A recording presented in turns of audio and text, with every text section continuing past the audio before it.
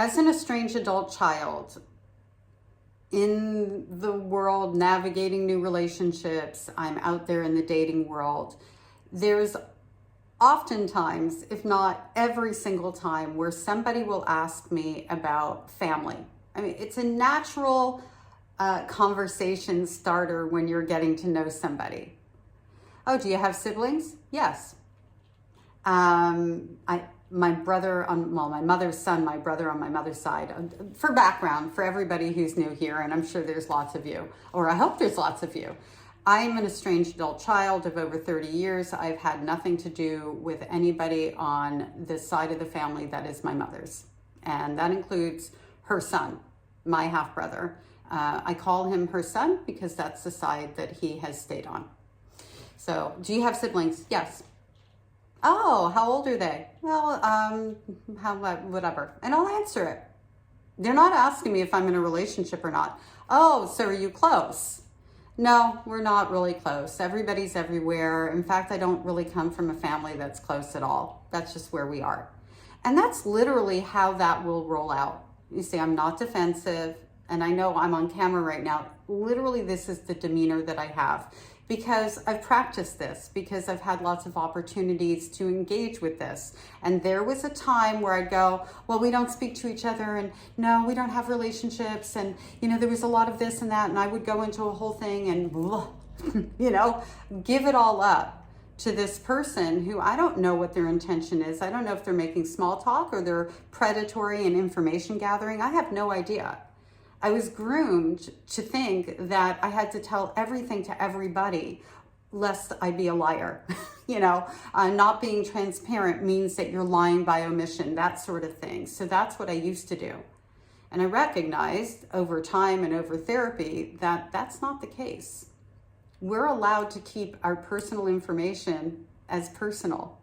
We don't have to ask permission for that. We do not owe people information. It is earned over time. So now let's say I've done the whole, we're not really close. I'm very vague about it. I'm intentionally vague about it. It's my way of letting them know if they, pick up on subtle cues, which I prefer to be around people who do pick up on subtle cues, that, this is just not this is not a good topic. This is not something we need to talk about. If they then start asking me in-depth questions out of their curiosity, I'll let them know, I don't really talk about this stuff on the regular. This is not where I live. I'm living here right now. And the stuff that has to do with family relationships and whatever, I just don't talk about it very much. And when I do, it's in close relationships. And I may word that in any number of ways. I might just say, very bluntly, I don't really want to get into that. And I'll leave it. If they respect that out of the gate, perfect. That's what I'm looking for. That's a green flag that I can continue to safely interact with this person and learn more about them.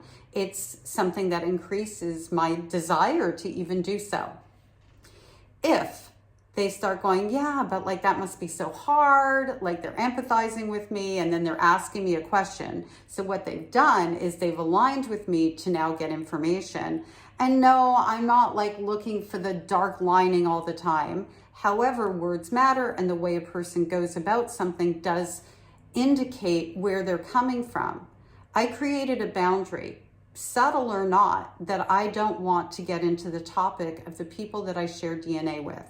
And they've pushed forward and now asked a question as if I didn't lay out a boundary. I will reiterate, I don't really want to talk about it. Now I've filed that I've got at least a yellow flag.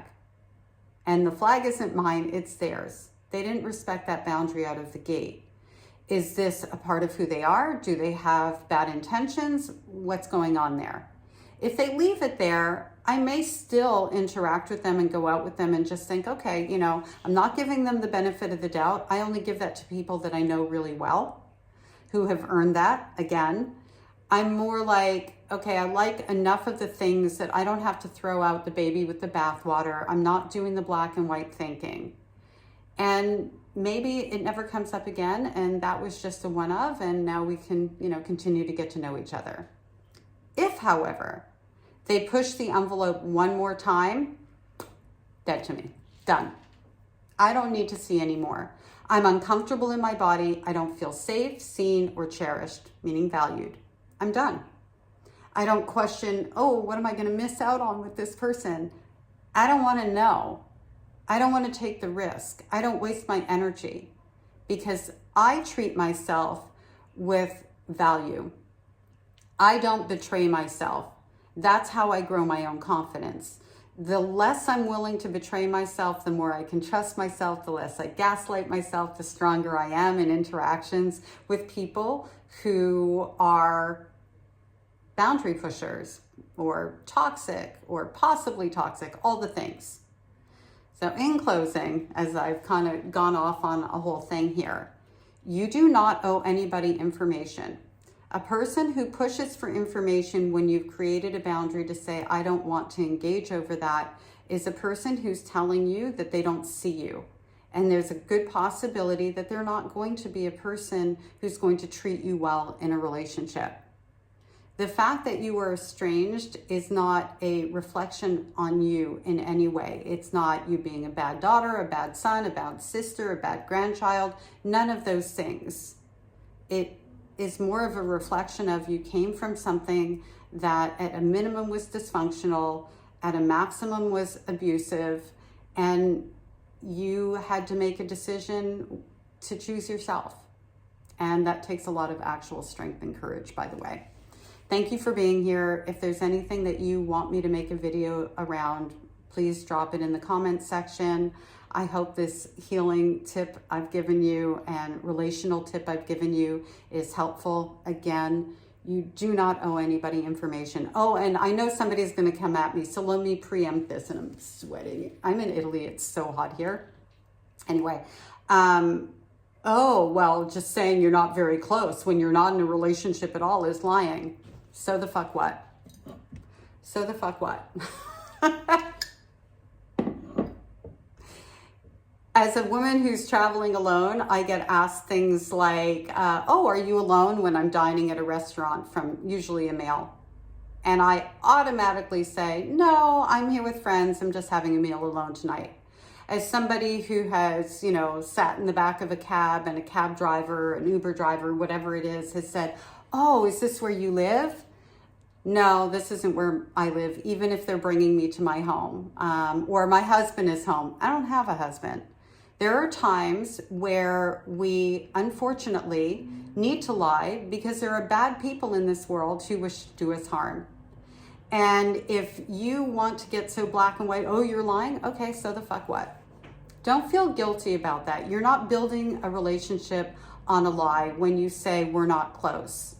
Not being in a relationship means you're not close. Technically, it's not a lie. It's a little bit of a gray area. And somebody who doesn't understand if that relationship should start to build, why you responded that way to protect yourself, isn't somebody that you probably need to be connected to anyway. If somebody says to me, we're not really close, and I know that they're just trying to push the subject off, I'm going to respect that. And likely I'm going to think, yeah, that's a shame. That's about it. And I want somebody with that mindset. So for that person who's going to say that, I got you covered. Anyone else? Have a nice day. Thank you for being here. I'm going to be doing some more lives on YouTube. Just so you know, I'm definitely going to do once a month. And I'm going to try to do more than that. So look out for the postings. It'll tell you when that's going to happen. And again, thanks for being here. We're all healing together, and I appreciate you all very, very much.